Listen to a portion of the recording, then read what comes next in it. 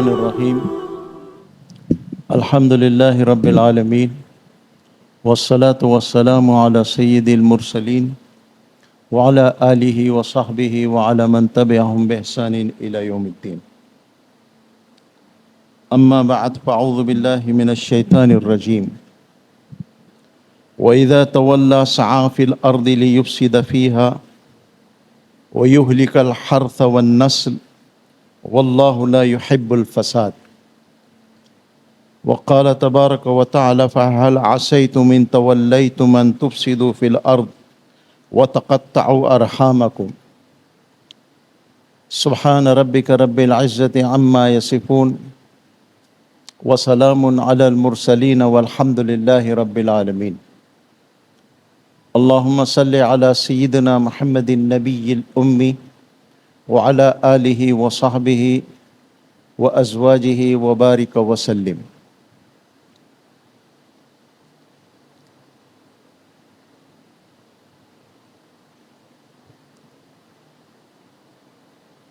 گزشتہ جمعہ ایک بات درمیان میں آئی تھی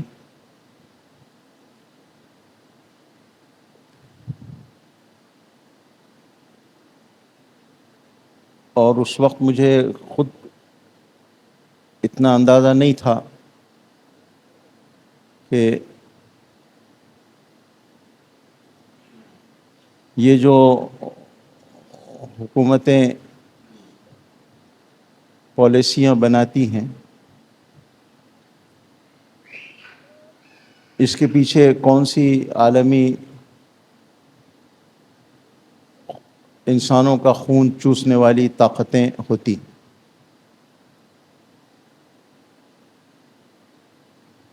اور جو میں نے عرض کیا کہ اندازہ نہیں تھا وہ یہ کہ میں نے ایک رپورٹ کہیں پڑھا یا سنا تھا کہ حکومت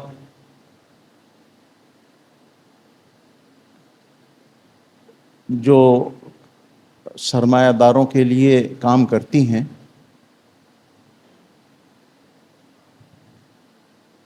وہ اپنے خاص اغراض اور مقاصد کے لیے گنے کی پیداوار کو کم کر کے دوسری پیداوار بڑھا رہی ہے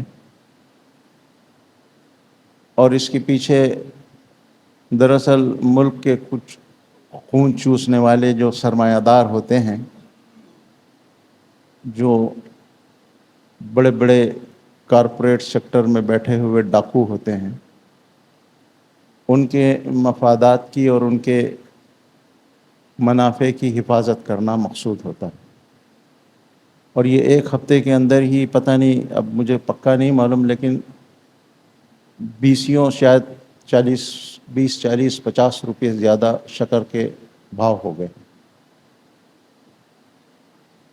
اور وہ مجھے یاد آیا کہ وہ ہینری کیسنجر ایک شخص تھا امریکہ کا بڑا یہودی تھنکر تھا اور بڑا پالیسی میکر. امریکہ کی جو پالیسی بنانے والوں میں سے ایک تھا وہ اور نیو یارک ٹائمز میں لکھا کرتا تھا. بڑی عمر ہوئی تقریباً 96-98 سال اور آخری عمر تک صحت مند ہوش و حواس کی حالت میں رہا اور نیو یارک ٹائمز میں لکھتا تھا. وہ اس نے لکھا تھا اس کا ایک میں نے کہیں آرٹیکل کا کوٹ پڑھا تھا. اس نے لکھا تھا کہ یہ جو دنیا کی جتنے ملک ہیں اور جتنی ایجنسیاں ہیں یہ سب باہر دنیا کے سامنے ایک دوسرے کی دشمن ہے اندر سب ایک دوسرے کی دوست ہیں. اب میں نے پڑھا اخباروں کے اندر کہ شکر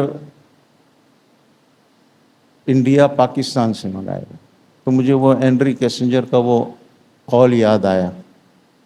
کوئی مسلمان پاکستان کا نام لے لے تو وہ دہشت گرد اور پتہ نہیں کیا کیا اس کے اوپر الزام لگتے ہیں اور خود حکومتوں کا یہ حال ہے. یعنی اوپر سے اپنے مفادات کے لیے اتنے دشمن اور اندر سے اپنے مفادات کے لیے ایسے دوست. تو یہ جو ایک شکنجہ ہے جو کسا جا رہا ہے پوری دنیا کے اوپر، اور اس کے پیچھے جو انسانوں کا خون چوسنے والی طاقتیں ہیں، قرآن کریم نے عجیب بات یہ ہے، عجیب قرآن پاک کی حقانیت ہے، اور شاید بعض اعتبار سے مجھے کبھی کبھی یہ احساس ہوتا ہے کہ کاش میں بہت پہلے 40-50 سال پہلے مر گیا ہوتا تو بہت اچھا ہوتا تھا. اور یہ میرے دل کے اندر کی کبھی کبھی ایسی تمنا جاگتی. یہ جو ایڈوانس ٹیکنالوجی آئی ہے، یہ موبائل اور یہ دنیا بھر کی گمراہی کے جو اسباب آئے ہیں، اور یہ ہر آدمی کے ہاتھ میں مجبوری ہو گئی ہے اس کو پکڑنا. اور میں اپنا آج سے، جب میں نے نیا 10ویں پاس ہونے کے بعد میں نماز پڑھنا شروع کیا تھا، پہلے کچھ ایسا ماحول تھا ہی نہیں ہمارے یہاں، تو وہ جو ان دنوں کے میری جو اندر کی کیفیت تھی نمازوں کی، تقوی کی، اللہ سے محبت کی، جب میں اس کو یاد کرتا ہوں تو میرے دل میں تمنا ہوتی ہے کہ کاش میں اس زمانے میں مر گیا ہوتا، میں کیوں زندہ رہا. لیکن کبھی کبھی اچھا بھی لگتا ہے کہ میں قرآن کے اس پہلو کو سمجھنے کے لیے زندہ رہا جس کو دنیا کے ان حالات نے اب کھولا ہے. قرآن کریم کے بہت سے پہلو ایسے تھے جو بڑی بڑی تفسیروں سے، نہ کشاف سے، نہ رازی سے، نہ روح المعانی سے، کسی سے بھی سمجھ میں نہیں آ سکتے تھے. مجھے خود، میں آج کم سے کم 30-35 سال سے قرآن کریم، 28-30 سال سے تو بالکل وقفی ہو گیا ہوں اس کے لیے. پہلے تو ادھر ادھر تھوڑا بھاگتا رہا، یہاں وہاں وقت میں نے اپنا برباد کیا، لیکن پچھلے 28-30 سال سے تو میں یوں سمجھ لیجیے گا کہ قرآن کے لیے وقف ہوں. درمیان میں اپنے حالات کے پریشر سے ادھر ادھر کچھ کرنے کی کوشش کی، لیکن اللہ تعالیٰ نے مجھے کامیاب نہیں ہونے دیا. تو اب جو پچھلے 15 سال پہلے جو میں نے قرآن پڑھا تھا، میں ایک مدرسے میں، جلالین بہت آسان سی تفسیر ہے، الفاظ کے الفاظ ہے، کوئی بہت مشکل تفسیر نہیں ہے وہ. لیکن اس کتاب کو پڑھانے کے لیے میں 15 پارے ایک سال ادھر کے پڑھاتا تھا، 15 پارے ایک سال ادھر کے پڑھاتا تھا، اور 6 گھنٹے میں مطالعہ کرتا تھا تفسیروں کا. اس وقت، یہ تقریباً آج سے 25-28 سال پرانی بات ہے، اس وقت اتنی تفسیریں آئی بھی نہیں تھی، مارکیٹ میں ملتی بھی نہیں تھی. جتنی جو ملتی تھی ملی ہیں مجھے دیوبند میں، دلی میں، وہ جمع کر کے میں 15 پارے ادھر کے پڑھاتا تھا طلبہ کو، 15 پارے ادھر کے پڑھاتا تھا، اور 6 گھنٹے میں تفسیر کا مطالعہ کرتا تھا اور نوٹس لکھتا تھا. میں نے قرآن کریم کو، اس کے اوراق نکال کر اس کی بیچ میں پلین پیپر لگا کر جلدیں بنائی ہے، تو 6 ضخیم جلدیں میرے پاس میں بھری ہوئی ہیں. پچھلے 30 سال کا میرے پاس میں ریکارڈ اور نوٹ ہے. اسی کو نکال کر میں نے سورہ فاتحہ کی تفسیر مرتب کیا، تقریباً 250 صفحے میں، 250 صفحے میں، اور ابھی اسی کو سامنے رکھ کے سورہ بقرہ لکھ رہا ہوں. صرف 5 آیتوں کی تفسیر میں 160 صفحے ہوئے، جبکہ میں اس کو بہت سمیٹ رہا ہوں، بہت سی چیزوں کو چھوڑ کے لکھتا ہوں. ابھی 286-85 کتنی آیتیں ہیں سورہ بقرہ کی، 5 آیتوں کے اندر ابھی تقریباً 150 سے زیادہ صفحے ہو گئے. اتنا مواد میرے پاس میں لکھا ہوا ہے. لیکن میں سچ کہہ رہا ہوں کہ میں 2014 اور 2000 پہلے سے پہلے وہ قرآن سمجھا نہیں تھا جو مجھے 2014 اور 2019 کے بعد میں سمجھ میں آیا. یہ جو پچھلا 15 سال کا پیریڈ ہے، یہ پوری دنیا کے اندر ایک عجیب و غریب قسم کی اور فاسٹ فارورڈ تبدیلی آئی جو ہے، بالکل صرف ہمارے ملک میں نہیں آئی ہے. ہمارے ملک کے اور میں حیران رہ گیا قرآن پہ، حالانکہ وہی قرآن تھا، میں پڑھتا تھا 50 مرتبے، اس کے 10 ترجمے بھی دیکھا ہوں گا، 20 تفسیریں بھی دیکھا ہوں گا، 50-100 مرتبے تلاوت بھی کیا ہوگا اس کی، لیکن مجھے جیسے وہ کلک نہیں کرتی تھی چیزیں جو اب اس زمانے میں یہ پچھلے 5, 8, 10 سال کے اندر کلک کرتی ہیں۔ چھوٹی چھوٹی باتیں ابھی یعنی میں اگر بتاؤں تو پھر وہ موضوع رہ جاتا ہے۔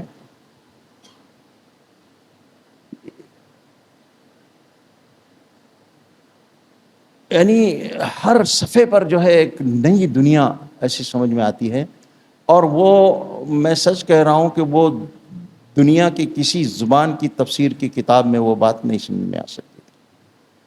حالانکہ میرے پاس جو ہے تقریباً شاید ہی مستند بہت کم تفسیریں بچی ہوں گی۔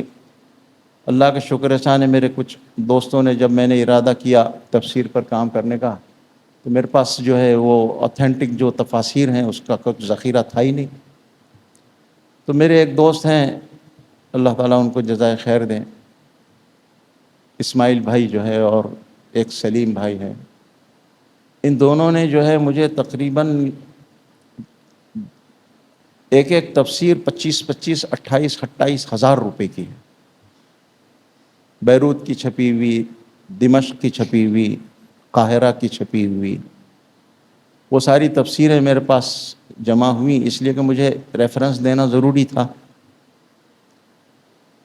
تو اب اس کے بعد جو یعنی ان کتابوں میں مجھے جو قرآن سمجھ میں نہیں آیا تھا، جو قرآن مجھے اللہ ان کو جو دینا ہے دے، یہ دلی میں بیٹھے ہوئے یہ جو 2-4 میں کہتا ہوں، میں نے ان کے سب کے جو ہے یہ پوری دنیا پر بار بار میں کہتا ہوں کہ ابھی فرعون ڈوبا نہیں ہے، فرعون زندہ ہے، ہارون مرا نہیں ہے، زندہ ہے، حامان مرا نہیں ہے، زندہ ہے، یہ سب کے سب یہ قارون جو ہے عجیب بات ہے، میں نے ایک جگہ میں بہت پھر ریسرچ کیا کہ قارون جو ہے مصر میں فرعون نے بنی اسرائیل کو وہ حشر کر کے رکھا تھا کہ یذبح ابناءہم ویستحیی نساءہم، اور قارون اتنا بڑا کارپوریٹ سیکٹر مصر میں ایجپشن امپائر کے اندر اتنا بڑا مالدار، اتنا بڑا سرمایہ دار بن گیا کہ آج کے جو ہے بڑے بڑے اڈانی امبانی بھی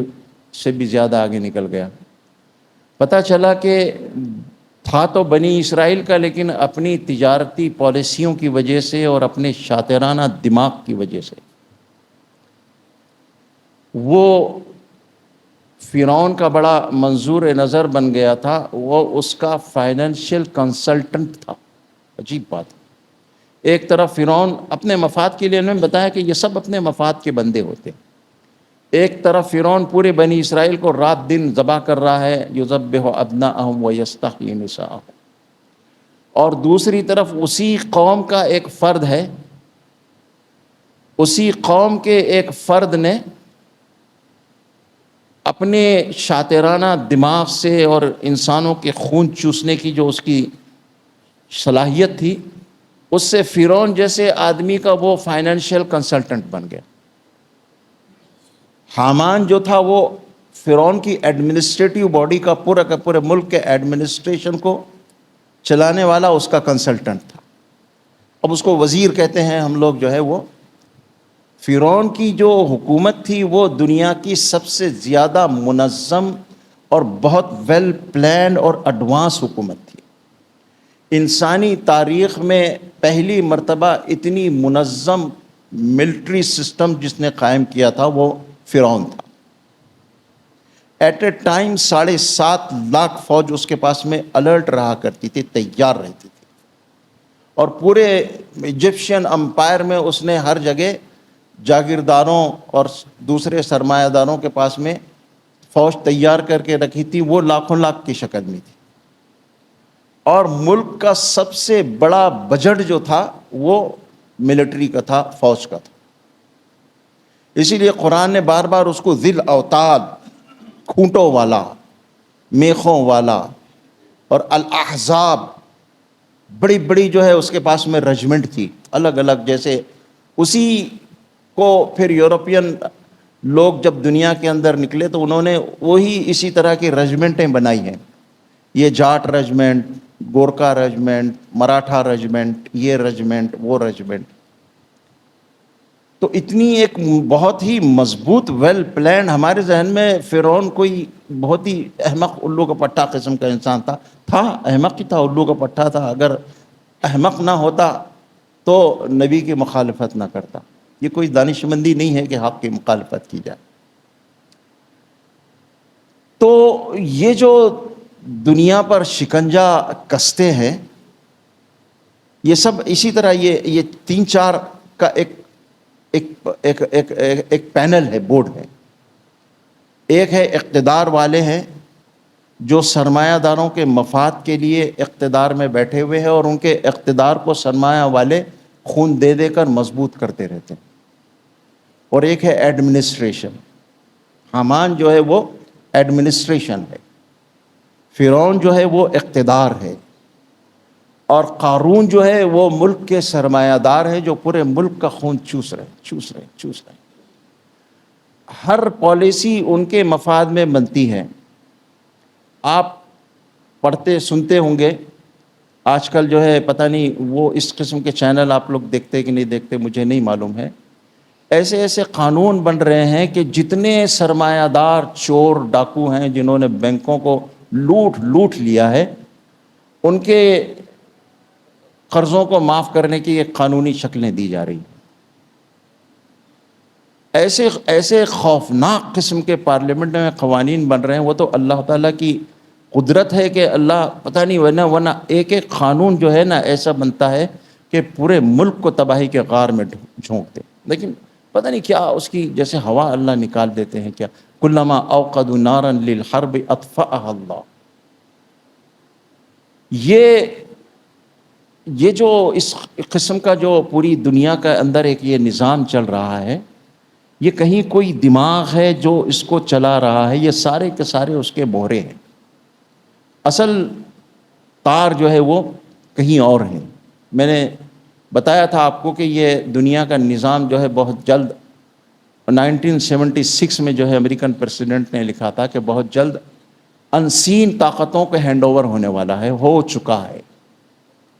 اس میں سے ایک بہت بڑی جو بات درمیان میں آئی تھی کہ حکومتیں جیسے معلوم ہوتا ہے کہ ایگریکلچر کی دشمن ہے، کسانوں کی دشمن. ہر قانون، ہر پالیسی اصلاً اپنے نتائج کے اعتبار سے کسان دشمن پالیسی ہوتی ہے.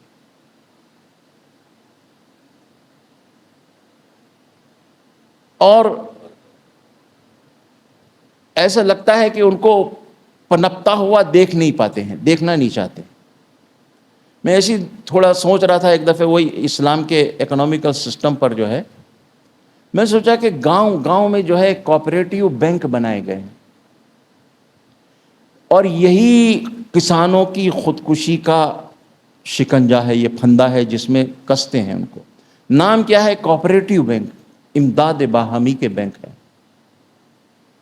لیکن یہ کوآپریٹیو بینک، اچھا یہ جتنے کوآپریٹیو بینک ہیں سب کے سب اقتدار میں جو لوگ بیٹھے ہوئے ہوتے ہیں ان کے ہوتے ہیں. پہلی بات تو یہ کسانوں کے مفاد کے لیے بنائے نہیں جاتے ہیں، نہ ان کی پالیسیز نہ ان کا کوئی چیز. یہ کسان دشمن خونی شکنجے ہیں جو کسانوں کو پھانسی کے گھاٹ اتارنے کے لیے گاؤں گاؤں میں کھولے گئے. نام کیا رکھا گیا ہے؟ کوآپریٹیو سوسائٹیز، کوآپریٹیو بینک، امداد باہمی. کسانوں کو مدد کرنا ہے، آپ کو بیج کی ضرورت ہے آؤ لے لو ہم سے، آپ کو کھاد کی ضرورت ہے، پیسٹی سائڈ کی ضرورت ہے، آپ کو فصل کے اگانے کے لیے اس کے لیے ضرورت ہے، آؤ لو ہم سے جو ہے سود پر پیسہ لو، اور اس کے بعد میں جو ہے پھر موت کے گھاٹ ان کا قرضہ ایسے اتارا جاتا ہے، وصول کیا جاتا ہے کہ وہ بیچارے پھانسی پر لٹکنے کے لیے مجبور ہو جاتے ہیں. لیکن بڑے بڑے یہ جو ڈاکو ہیں دنیا کے اندر، یہ جو سرمایہ دار بڑے بڑے کارپوریٹ سیکٹر کے، ان کے ہزاروں کروڑ قرضے معاف کر دیے جاتے ہیں. ابھی وہ کوئی ایک نیا بینک نے قانون بنائی ہے، اس کو ہیئر کٹ بولتے ہیں. بتاؤ، یعنی حجام، یعنی ملک کے لوگوں کی حجامت بنانے کے لیے گویا. وہ کیا ہے کہ 22,000 کروڑ، میں ایک نیوز چینل دیکھ رہا تھا، اس میں 22,000 کروڑ، 22 کروڑ نہیں، 2200 کروڑ نہیں، 22,000 کروڑ معاف کر دیے گئے 6.5 کروڑ روپے میں۔ کدھر 22,000 کروڑ ہے اور کدھر 6.5 کروڑ، صرف 6.5 کروڑ، اور اس کو قانونی شکل دے دی گئی، اس کا نام ہیئر کٹ رکھ دیا گیا۔ عجیب و غریب قسم کی صورتحال ہے۔ بات یہ چلی تھی کہ یہ سب چیزیں قرآن کریم کی حقانیت کو کھولتی ہیں۔ میں یہاں کوئی اکنامکس کا یا پولیٹیکل اس کا کوئی لیکچر دینے کے لیے یہاں نہیں بیٹھا ہوں، میں قرآن کی عظمت آپ کو بتانے اور سمجھانا چاہتا ہوں، اس لیے یہ تفصیل پوری مجھے جاننی بھی ضروری ہوتی ہے اور آپ کو بتانا بھی مجھے ضروری ہوتا ہے۔ ایک جو بات تھی، میں نے عرض کیا تھا پچھلے ہفتے کہ چاہے یہ حکومت ہو چاہے پچھلی حکومتوں ہوں، ان کی تمام پالیسیاں اپنے نتائج کے اعتبار سے کسان دشمن ہوا کرتی، اور ایگریکلچر اور کسان جو ہے وہ ملک کی آج بھی اتنی انڈسٹریل ایج آ جانے کے باوجود، انڈسٹری سے آدمی کا پیٹ نہیں بھرے گا، پیٹ تو اس کا وہ جو زمین سے نکلیں گے اسی سے بھرے گا نا بھائی۔ تو وہ ساری کی ساری دنیا کی حکومتیں کیوں، مطلب یہ خاص طور پر ہمارے ملک کی حکومتیں کیوں آخر انسان یہ کسان دشمن ہے، یہ ایگریکلچر کو کیوں تباہی کے غار میں اور بیماریوں کا اس کو ایک جو ہے گویا کھان بنانا چاہتی ہے، یہ کیوں، آخر اس کی وجوہات کیا ہیں؟ قرآن کریم نے اس کے 1500 سال پہلے اس کے جواب دے دیے تھے۔ ایک ایگریکلچر کی تباہی سے دنیا کی کم سے کم 50 بڑی بڑی مافیا ڈاکوؤں کی انڈسٹریاں چلتی ہیں۔ اگر ایک آپ کی غذا زہریلی نہ رہے، صحت مند ہو جائے، تو اس وقت میں دنیا کی غالباً دوسرے یا تیسرے نمبر کی انڈسٹری ہے فارماسوٹیکل انڈسٹری، وہ بند ہو جائے گی، تباہ ہو جائے گی۔ یعنی دنیا کا یوں سمجھ دو کہ 35% پیسہ اس وقت فارماسوٹیکل کمپنیوں میں ہے۔ مجھے یاد ہے ہمارے بچپن میں پورے شہر میں 1 یا 2 میڈیکل اسٹور ہوا کرتی تھی، بہت دور جانا پڑتا تھا ہم کو، وہ فلاں میڈیکل اسٹور پہ چلے جاؤ، چھوٹی بڑی جو بھی دوا لینی ہے۔ آج پان کی ٹپریوں جیسے جو ہے میڈیکل اسٹور کھل گئے۔ ڈاکٹر جو ہوتے تھے 5 روپے میں، 8 روپے میں، 10 روپے میں علاج کر دیتے تھے، چھٹا نہیں ہوتا تو ایک لال پانی کا انجیکشن دے دیتے تھے، اماں ایک طاقت کا انجیکشن دے دیتا ہوں، 2 روپے میرے پاس میں چھٹے نہیں ہیں، 5 روپے چھٹے نہیں ہیں، ہو جاتا تھا، مس لوگ آرام سے مضبوط رہا کرتے تھے۔ لیکن آج کے جو ڈاکٹرز ہیں، بڑی تعداد، دیکھو اچھوں کی ہر جگہ موجودگی ہوتی ہے تبھی دنیا چل رہی ہے۔ جب میں اس قسم کی باتیں بتاتا ہوں تو لوگ یہ سمجھتے ہیں کہ ہم کو مولانا نے ٹارگٹ کیا۔ میں اللہ کی قسم کھا کر کہتا ہوں کہ ابھی بھی بہت بہت بہت حد تک مسلمان ڈاکٹر اس درجے کے انسانیت دشمن نہیں ہے، لیکن فساد جب درکار آتا ہے تو ہر جگہ درکار آتا ہے، کوئی شعبہ کوئی ڈپارٹمنٹ چھوٹتا نہیں۔ اب اگر یہ بیماریاں اس کے اندر، شوگر کی بیماری، بی پی کی بیماری، کینسر کی بیماری، یہ بیماریاں اگر غذاؤں کے ذریعے سے آپ کے ہمارے جسم میں نہ پہنچائی جائے تو یہ اتنی بڑی فارماسوٹیکل انڈسٹریاں چلیں گی کیسے؟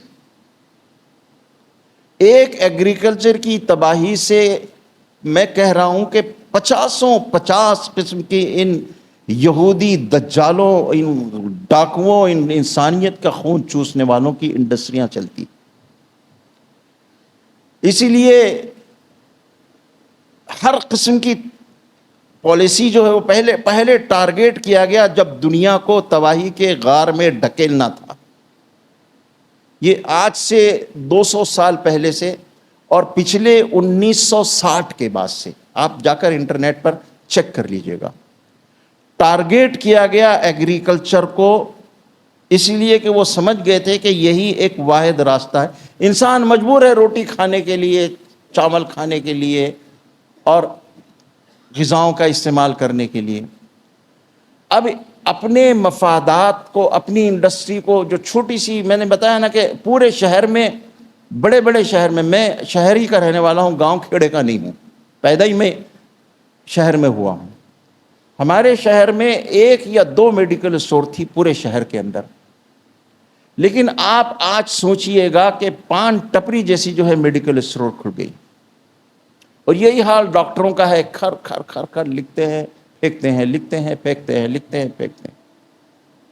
2 1 کروڑ کی گاڑیاں فارماسوٹیکل کمپنیاں ڈاکٹروں کو کیوں دیتی ہیں بھئی؟ کیا ان کے داماد ہیں وہ؟ کیوں دیتی؟ کیا ہے ان کا مفاد اس سے وابستہ؟ تو قرآن نے 1500 سال پہلے کہا تھا، ایک عجیب و غریب آیتیں ہیں قرآن کی۔ جب میں اس کا درس دینے لگا تو اس زمانے میں حیران رہا، اور خدا کی قسم میرا، اگر کوئی دنیا کے بڑے بڑے سائنٹسٹ آ کر کہہ دیں، ثابت کر دیں کہ اس وقت رات ہے، تو جیسے آپ مانیں گے نہیں کہ نہیں اس وقت رات کیسی ہوگی، ویسے یقین اللہ کا شکر احسان ہے، اللہ نے مجھے علی وجہ البصیرہ قرآن کی اللہ کی کتاب ہونے کا دیا ہے یقین۔ میں صرف قرآن کو اللہ کی کتاب مانتا نہیں ہوں، جانتا بھی ہوں۔ میرے جیسے میں نے آنکھوں سے دیکھا ہے ایک ایک حقیقت کو۔ ایک چیز میں آپ کو اب بتاتا ہوں، جو ہے یہ آیت، اچھا آپ سوچئے گا کہ یہ آیتیں کہاں اتری ہیں؟ یہ عرب کے اس ڈیزرٹ میں اتری ہیں جہاں دور دور تک ایگریکلچر کا کوئی کانسیپٹ اور کوئی نہیں تھا، کچھ بھی نہیں تھا، اور تعلیمات رسول اللہ صلی اللہ علیہ وسلم کی زراعت کے بارے میں جو آپ نے پرموٹ کیا ہے، کھیتی کو، زراعت کو، یعنی آخری بات یہ کہ فرمائی کہ اگر قیامت کا بگل بچ جائے، سور پھونک دیا جائے، حدیث ہے باضابطہ، اور تمہارے ہاتھ میں کھجور کا ایک پودا ہو، اور اتنا ٹائم تم کو ملے گا کہ تم کھجور کا پودا جلدی سے لگا سکو زمین کے اندر، تو لگا دو۔ حالانکہ قیامت کا سور پھونکا چل چکا ہے، اب یہ کھجور کا پودا کب 10 15 20 سال میں جا کر بڑا ہوگا، پھل دے گا، لیکن یہ ایک پرموٹ کرنے کی ایک انداز ہے۔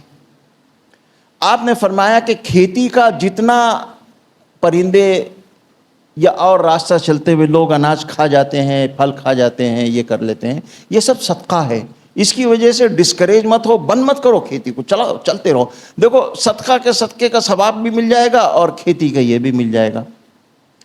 ایسی 50 احادیث ہیں باضابطہ، جس میں آپ نے باغات کے لگانے کو، کھیتی کے کرنے کو، بہت اس کا کی ہمت افزائی فرمائی آپ نے، اس کو پرموٹ کیا آپ نے۔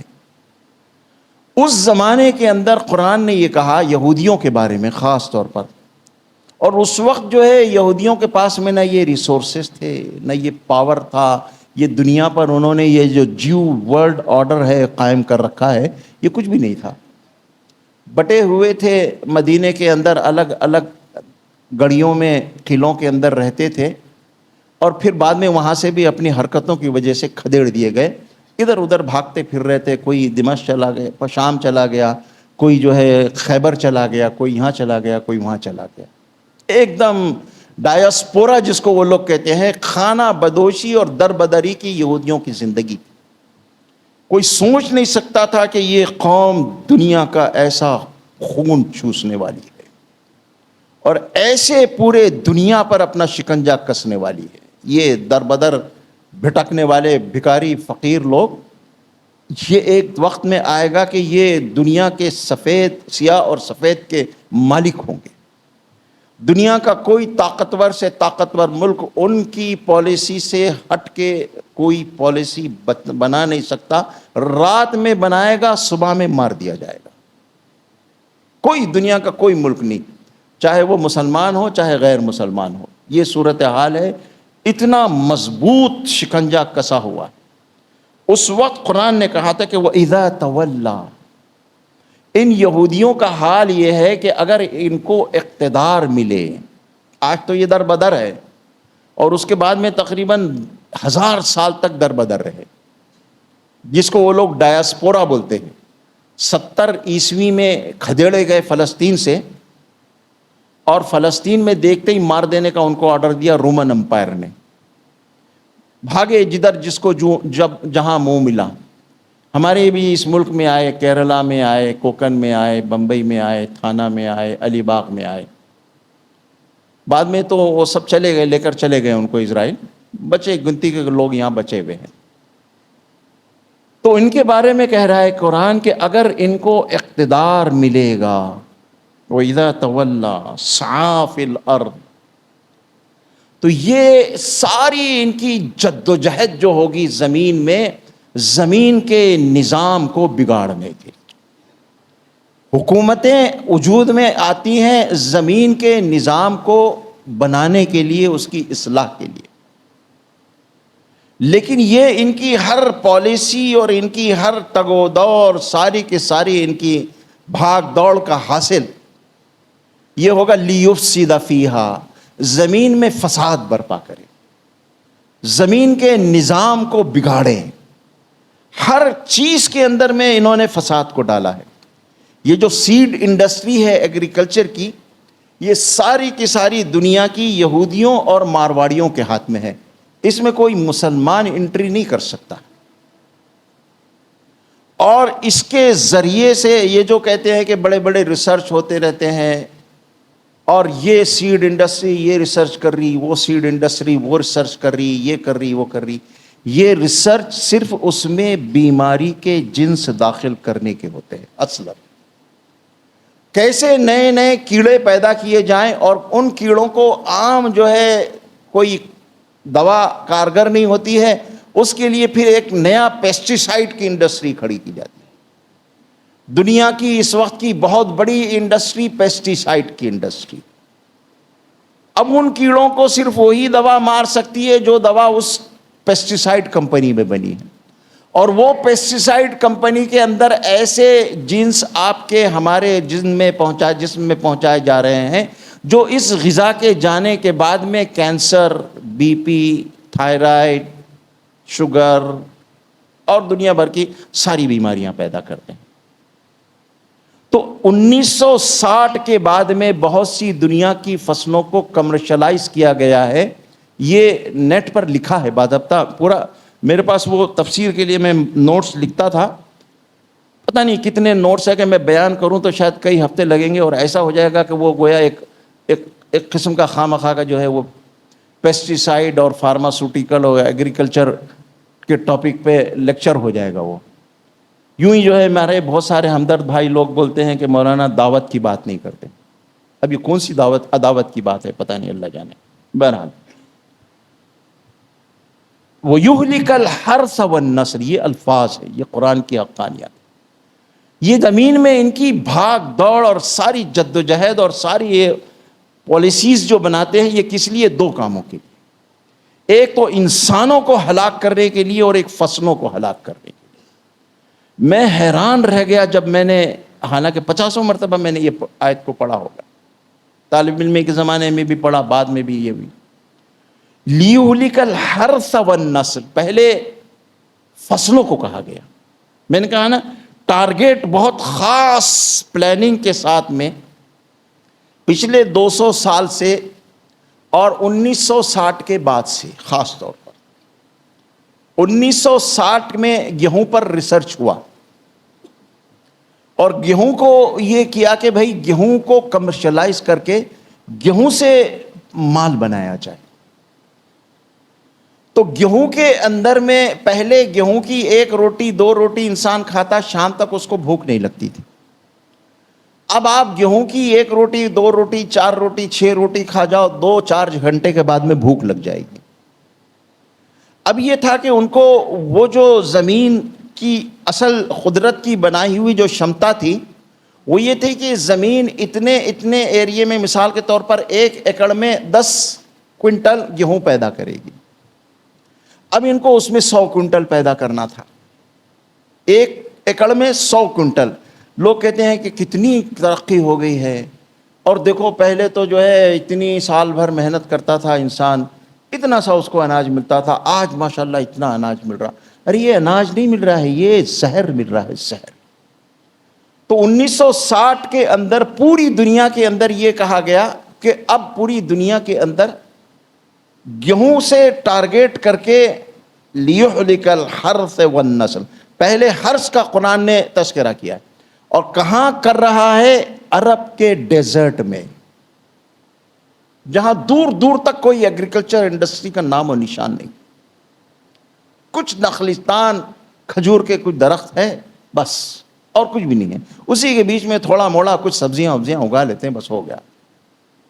لیکن وہاں یہ کہہ رہا ہے کہ یہ پوری دنیا کے اندر یہ ان کا جو ٹارگٹ ہے وہ دو ہے۔ ایک حرف پہلے شروع ایگریکلچر کو بتایا، یہ ایگریکلچر کو ٹارگٹ کریں گے۔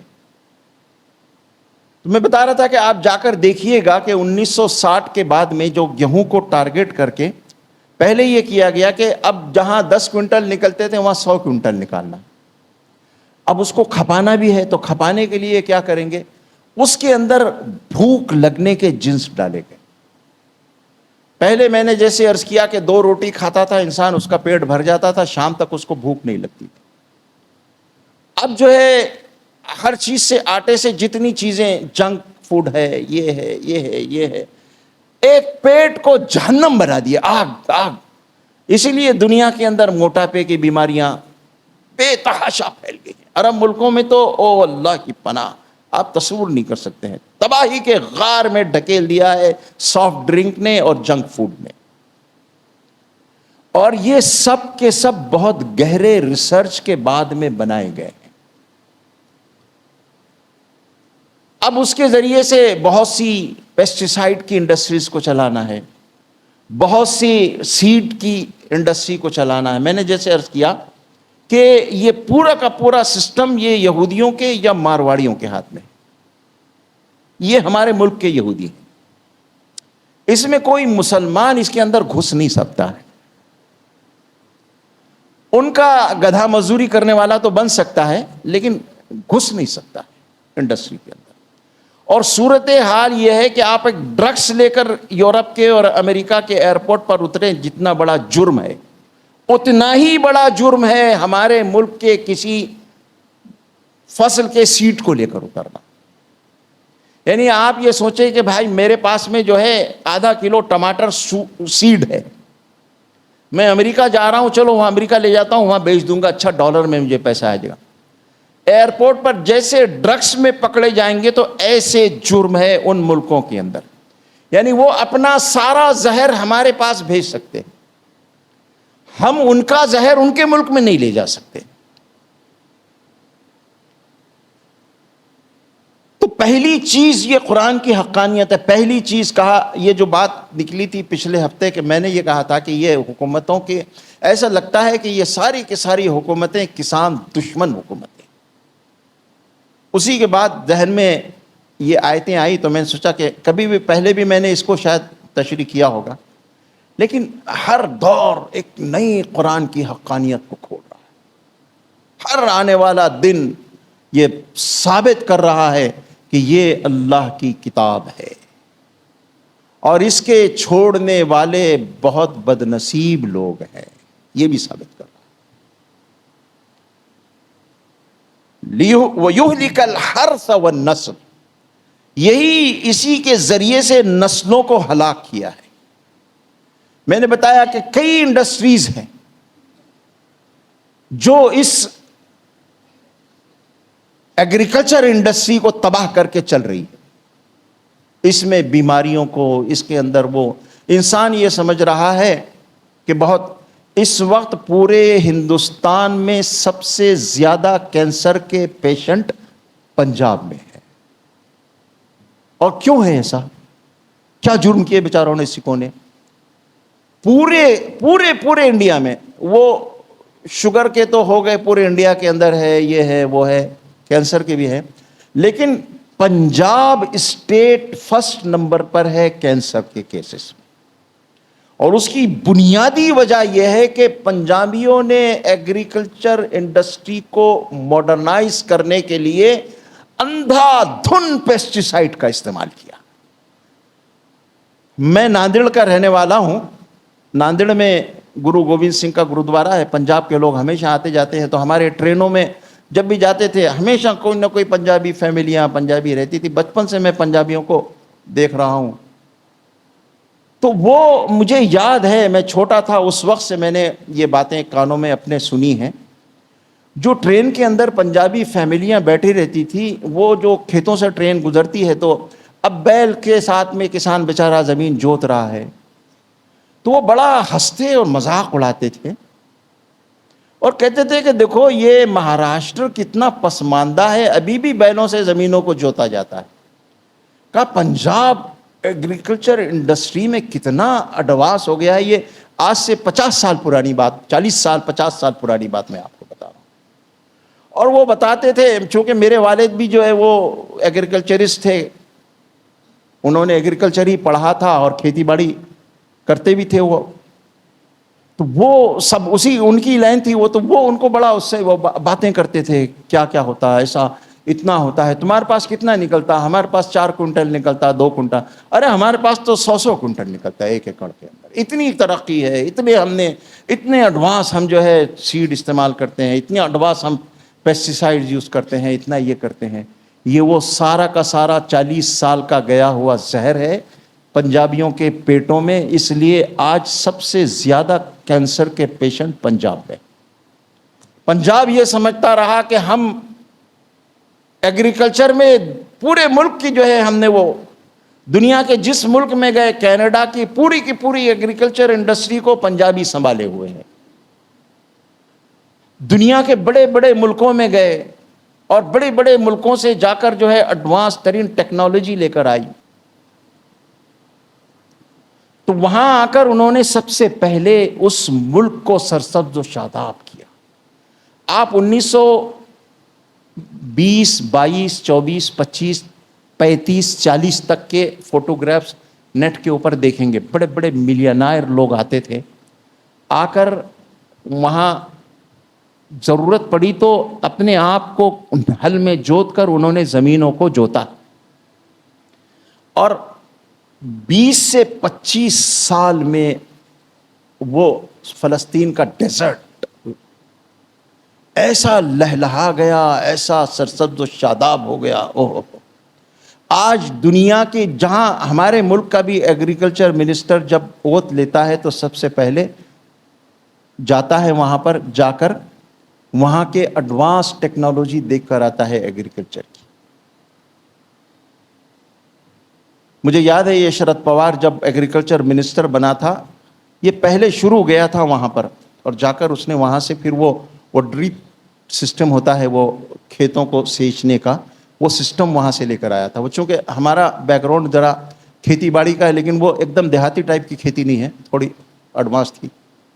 تو یہ جو لوگ یہ سمجھے کہ ہم اتنے ایڈوانس ہو گئے ہیں، ان کو یہ کیا پتا تھا کہ یہ پوری کی پوری اسٹیٹ کو، پوری کی پوری قوم کو تم کینسر کی خوفناک گھاٹی میں جھونک رہے.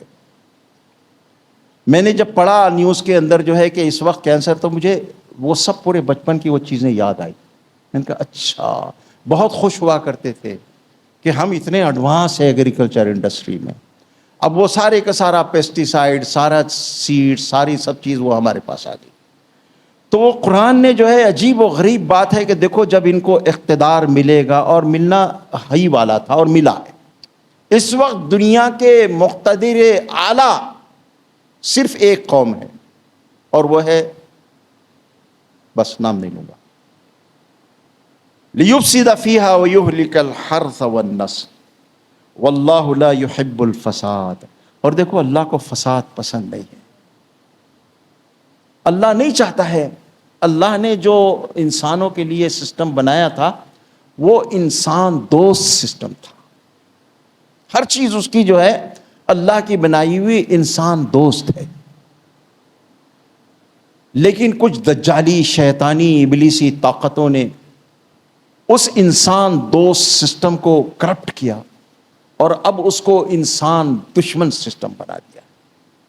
اس وقت دنیا کے اندر اور ایک دوسری آیت ہے، بتا دیتا ہوں پھر ٹائم چلا جائے گا. یہ سورہ محمد کے اندر ہے. یہ فَهَلْ عَسَيْتُمْ إِن تَوَلَّيْتُمْ، تم سے کیا توقع رکھی جائے. اللہ کہہ رہا ہے اس زمانے کے ان لوگوں سے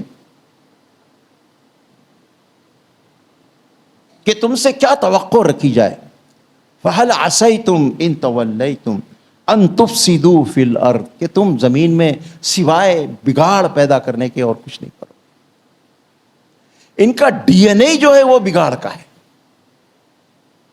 ہر آدمی کے اندر کچھ نہ کچھ خوبیاں کچھ نہ کچھ برائیاں ہوتی ہیں، لیکن ایک قوم ایسی ہے کہ جس کا ڈی این اے ہزاروں سال کے جرائم کی پاداش میں، اس کا ڈی این اے بگڑا ہوا ہے، وہ فساد کا ڈگن. وہ ایسا ہو ہی نہیں سکتا ہے کہ کوئی، اب نام اس زمانے میں عجیب و غریب بڑے بڑے دھوکہ دے ہے.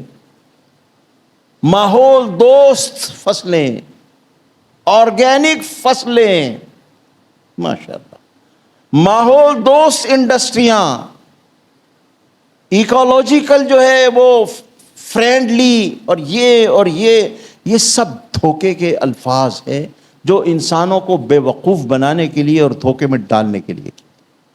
اللہ تعالیٰ نے ہر چیز کو ماحول دوست بنایا، لیکن کہیں کوئی ڈھنڈورا نہیں پیٹا اس کا کہ میں نے ہر چیز کو انسانوں کے لیے ماحول دوست بنایا، انسان دوست بنایا. ہر چیز، یہ جو حکماں کہتے ہیں کہ بھئی ہر بیماری کا علاج غذا میں ہے، لیکن وہ پرانے زمانے کی غذا ہے، یہ زمانے کی غذاؤں میں نہیں ہے. اب یہ مت سمجھو، یہ یوٹیوب دے کے بیوقوف مت بنو، یہ تو زہر ہے، زہر. یہ ساری کی ساری غذائیں یہ زہر ہے. اس میں کینسر کے، اس میں دنیا کی کوئی ایسی بیماری نہیں ہے. ایسی بیماریاں جن کے ہم نے آپ نے بچپن میں نام نہیں سنے ہوں گے، وہ بیماریاں عام ہو گئی.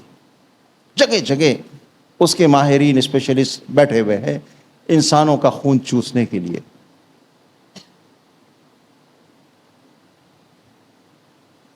فَهَلْ عَسَيْتُمْ إِن تَوَلَّيْتُمْ اگر تم کو اقتدار دیا جائے. اور یہ یاد رکھیے گا کہ یہ کب کہا جا رہا ہے، کہاں کہا جا رہا ہے. فَهَلْ عَسَيْتُمْ إِن تَوَلَّيْتُمْ أَن تُفْسِدُوا فِي الْأَرْضِ تم پوری زمین کا نظام بگاڑو گے. وَتَقَطَّعُوا أَرْحَامَكُمْ ایک نئی بات یہاں پر اور بتائی گئی. اوپر دو باتیں بتائی گئی تھی، یُہْلِكَ الْحَرْثَ فصلوں کو اور فصلوں کے ذریعے سے نسلوں کو ہلاک کرو گے. میں نے بتایا تھا کہ آپ کو کہ شروع میں کہ یہ انسانوں کو تباہی کے غار میں ڈھکیلنے کے لیے جو ایکسس ملا ہے، لیا گیا ہے، وہ ایگریکلچر انڈسٹری کے ذریعے سے لیا گیا. اب یہاں پر ایک اور نئی بات قرآن نے بتائی ہے. ایک تو یہ ہے کہ تم زمین میں سوائے بربادی اور تباہی لانے کے لیے اور انسانوں کو موت کے گھاٹ اتارنے کے لیے، اس کے علاوہ تم کوئی کام نہیں کرو گے. تمہارا کوئی سسٹم انسان دوست سسٹم ہے ہی نہیں. ہیومن فرینڈلی سسٹم تمہارا تم بنا ہی نہیں سکتے ہو، تمہاری سرشت میں نہیں ہے. کہاں سے بناؤ گے تم؟ تمہارا ڈی این اے ہی نہیں ہے تو تم کہاں سے بناؤ گے؟ یہاں دوسری بات یہ کہی گئی کہ وَتَقَطَّعُوا أَرْحَامَكُمْ. عجیب و غریب بات. اگر تم کو اقتدار ملے گا تو تم انسانوں کے فیملی سسٹم کو برباد کر دو گے. آج یورپ امریکہ کے اندر پہلے شروع جو ہے وہ جو وہاں کیا گیا، وہ ٹارگیٹ کیا گیا فیملی سسٹم. یہ کہا کہ یہ شادی جو ہے یہ ویڈ لاک ہے، یہ قفل تالا مارنا خواہ جو ہے. انسان آزاد پیدا ہوا ہے، مرد مرد کے ساتھ رہنا چاہتا ہے، تو آپ کیوں اس کی آزادی پر خدغن اور پہرے لگا رہے ہو؟ کسی کو مرد میں مزہ آتا ہے، کسی عورت کو عورت میں مزہ آتا ہے، تو آپ انسانوں کے مزے چھیننے والے کون لوگ؟ اور یہ ہے کہ اگر آپ اس سسٹم کو برا بولتے ہیں تو آپ جو ہے پسماندہ ہیں، جاہل ہیں، گوار ہیں. آپ کو اپریشیٹ کرنا چاہیے. اگر آپ کا بیٹا لڑکی بننا چاہتا ہے تو آپ کو اس کو انکریج کرنا چاہیے. یہ آپ کے ترقی یافتہ اور پڑھے لکھے ہونے کی علامت. آپ کی لڑکی اگر لڑکا بننا چاہتی ہے تو آپ کو اس کو انکریج کرنا چاہیے. اگر آپ کو ڈسکریج کرتے ہیں تو آپ پسماندہ ہیں. مسلمان ہو کیا؟ یعنی مسلمان ہونا گویا وہ پسماندہ ہونا، پچھڑا ہوا ہونا اور ایکسٹریمسٹ ہونا. فسادی ہونا، شر والا ہونا، یہ آپ کو ایسے لوگوں کا جہاں اجتماع ہو رہا ہے وہ اس کو آپ کو ہمت افزائی کرنا، اس کو اپریشیٹ کرنا چاہیے. اور یہ جو ویڈ لاک میں خواہ ایک عورت ایک مرد سے بن جاتی ہے، یہ آزاد انسان کتوں جیسا آزاد پیدا ہوا ہے، کتوں پہ پابندی نہیں اور انسانوں پہ پابندی، یہ کیا بات ہوئی بھائی؟